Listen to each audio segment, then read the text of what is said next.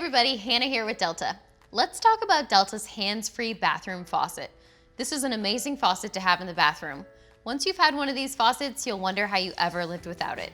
But like with any technology, you may need some guidance or troubleshooting tips. If you or someone else has just installed a faucet with XT technology and it isn't working, we have a step-by-step installation video. Stop where you are and go check that out.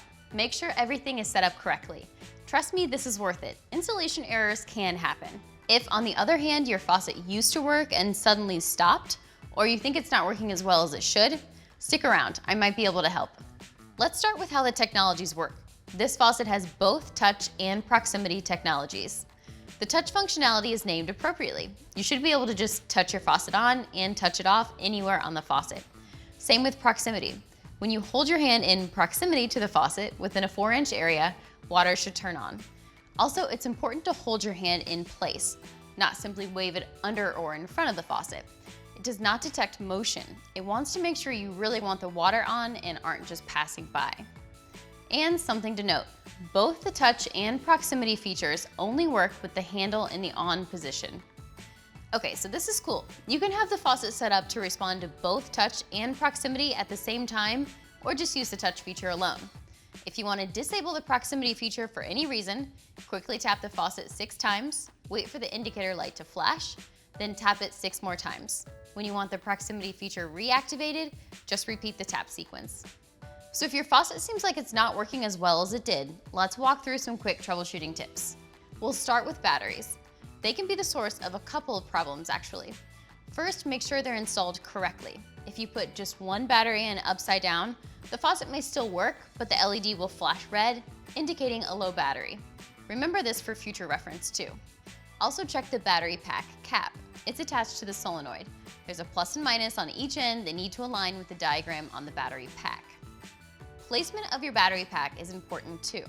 Be sure it isn't sitting on anything or attached to the cabinet wall, and be sure there's no clutter around it. Just lay it flat and keep it out of the way. It should have a 2-inch clearance on all sides.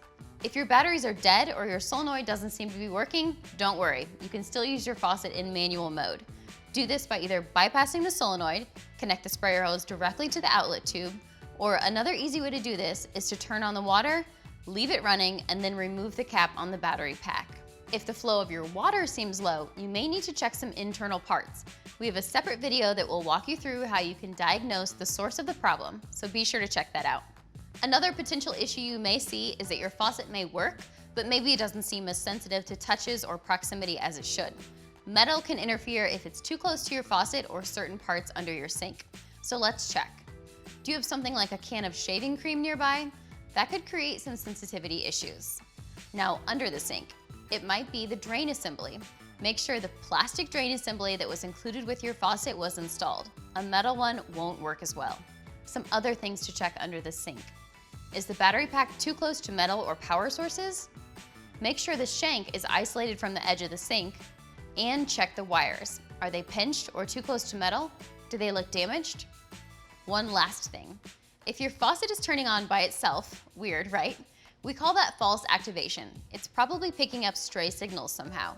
We might have solved it with all the battery pack checks. Or again, it could also be that the shank is too close to your sink. Or maybe there's some kind of electronic device that's too close. Take a look at these. Hopefully something here solved your problem. The good news is, if you still have issues, Delta prides itself on customer service, so give them a call. They'll be happy to talk you through it.